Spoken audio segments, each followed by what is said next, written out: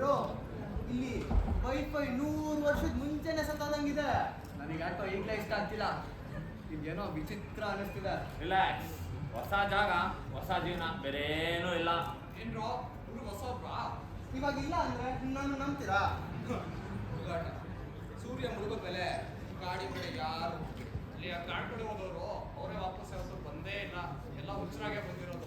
ಹೇಳ್ತಾರೆ ಕಾಡಿನ ಮಧ್ಯ ದೀಪ ಇದೆಯಲ್ಲ, ಅಲ್ಲಿ ಪ್ರತಿ ರಾತ್ರಿ ನಾಟಕ ಬಂದು ಕುಣಿತಾನಂತೆ. ಕೇಳಿಸ್ಕೊಂಡೆ. ಫ್ರೀ ಹಾರರ್ ಶೋ ಇದ್ದಂಗಿದೆ. ಈ ಗಾಳಿ ಕಥೆಗಳೆಲ್ಲ ನಂಬದ್ ಬೇಡ. ನಿಜ ಏನಂತ ನಾವೇ ನೋಡೋಣ. ಬೇಡ, ಬೇಕು. ಇವತ್ತು ರಾತ್ರಿ ಹೋಗೋಣ. ಇಲ್ಲ ಮನ ಹಾಟ್ಸ್ಪಾಟ್ ಇದ್ರ ಹೋಗಿ ಹೋಗಿ.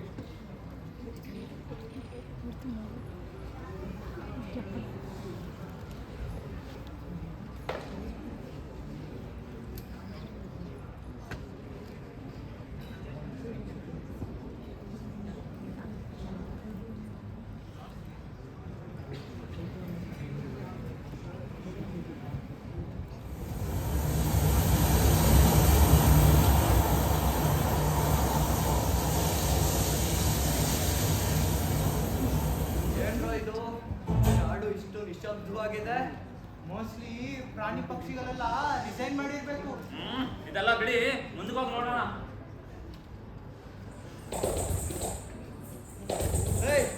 ಕೇಳಿಸ್ತಿದ್ಯನ್ರೋ? ಯಾರೋ ಮನುಷ್ಯರು ಮಾಡ್ತಿರೋ ತರ ಇಲ್ಲ. ನೀನ್ ಏನೋ ಮಾಡ್ತಿದ್ಯಾ? ಲೈಫ್ನ ಅನ್ಇನ್ಸ್ಟಾಲ್ ಮಾಡ್ತಿದ್ದೀನೋ. ಹುಷಾರಾಗಿ ಕೇಳಿಸ್ಕೊಳ್ಳಿ, ಇದು ಆ ನರ್ತಕನೇ ಅನ್ಸ್ತಿದೆ. ಆ ನರ್ತಕನ್ ನೋಡ್ದವ್ರೆಲ್ಲ ಹುಚ್ಚರಾಗೋಗ್ತಾರಲ್ವೋ. ನೀನ್ ಮೊದ್ಲೇ ಹುಚ್ಚ ಕಣ, ಮತ್ತೆ ಹೆಂಗೋ ಆಗ್ತ್ಯಾ? ನೀನ್ ತುಳಿದೋ ನನ್ ಕಾಲು, ಅವನಲ್ಲ ಬಾರ. ಸಾರಿ ಕಣ.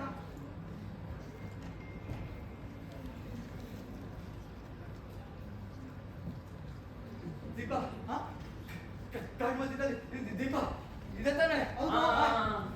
ಸಿಡಿದಂತೆ ರಕ್ತದಲ್ಲಿ ಕತ್ತಿ ತೊಳೆದು ಅದರಿಂದ ವೈರಿಗಳ ಎದೆ ಬಗೆದು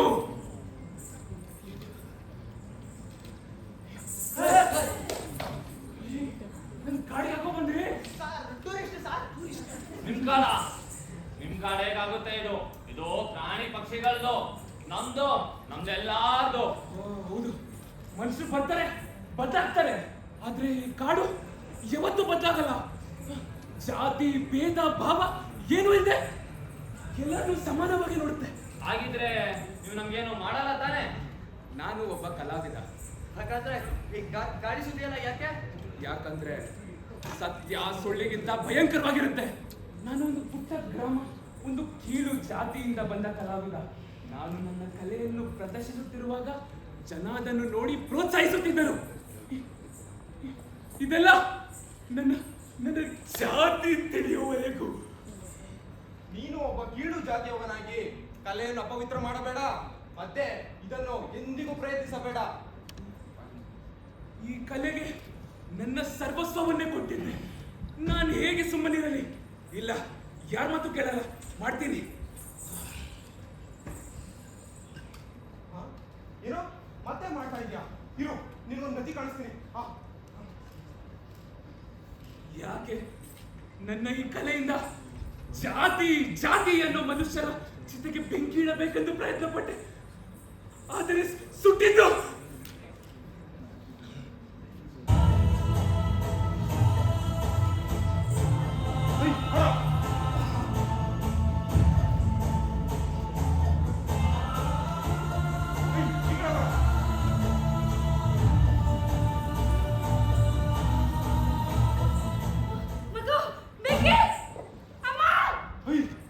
ಒಳಗಡೆ ಯಾರೋ ಇದ್ದಾರೋ?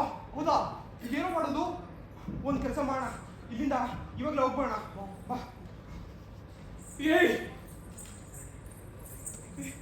ಜಾತಿ ಅಂತ ಸಾಯ್ತಿರಲ್ಲ. ನಾನು ಕಲೆಗೆ ಸುಟ್ಟಿದ್ದು ಮಾತ್ರ ನನ್ನ ಹೆಂಡತಿ ಮತ್ತು ಮಕ್ಕಳು. ಇನ್ನು ನನಗಂತ ಏನೋ ಉಳಿದಿರಲ್ಲ. ಈ ದೀಪವನ್ನು ಬಿಟ್ಟು ಈ ಕಗ್ಗತ್ತಲಿನ ಕಾಡಿನಲ್ಲಿ ಈ ದೀಪವೇ ಒಂದು ಬೆಳಕಾಗಿತ್ತು. ಪ್ರತಿ ರಾತ್ರಿ ನನ್ನ ಹೆಂಡತಿ ಮಕ್ಕಳು ನಾನು ಈ ರಸ್ತೆಯ ಬೆಳಕಲ್ಲೇ ಬರುವುದನ್ನೇ ಕಾಯ್ತಾ ಇದ್ರು. ಇವಾಗ ಅವರೇ ಇಲ್ಲ. ಅದಕ್ಕೆ ಪ್ರತಿ ರಾತ್ರಿ ನಾನು ಈ ದೀಪದ ಕೆಳಗೆ ಬಂದು ಕುಳಿತೀನಿ. ಅವರು ಎಲ್ಲಿ ಹೇಗಿದ್ದಾರೋ ಗೊತ್ತಿಲ್ಲ, ಆದ್ರೆ ಎಲ್ಲಿದ್ರು ನನ್ನ ಇಲ್ಲಿ ನೋಡಿ ಖುಷಿ ಪಡ್ತಾರೆ. ಹೌದು ಹೌದು.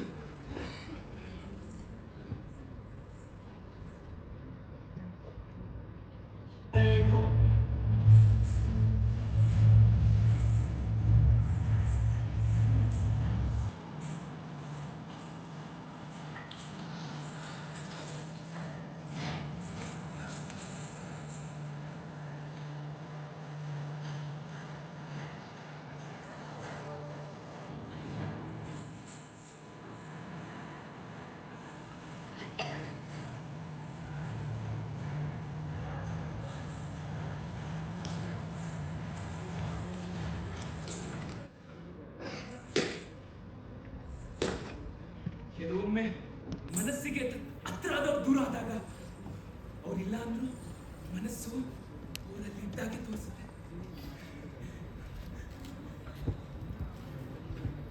ತಪ್ಪು ಮಾಡಿದ್ದು ಊರಿನ ಜನ, ಆದ್ರೆ ಬೇಡಿ ಹಾಕಿದ್ದು ಕಾಡಿಗೆ. ನೀವು ಬರೀ ಕೇಳ್ತಾ ಇದ್ರೆ ಭಯದಲ್ಲೇ ಬದುಕ್ತೀರಾ. ನೀವು ಬರೀ ನೋಡ್ತಾ ಇದ್ರೆ ಭ್ರಮೆಯಲ್ಲಿ ಬದುಕ್ತೀರಾ, ಆದ್ರೆ ನೀವು ಹುಡುಕಿ ಪ್ರಶ್ನಿಸಿದ್ರೆ ಸತ್ಯದಲ್ಲಿ ಬದುಕ್ತೀರಾ.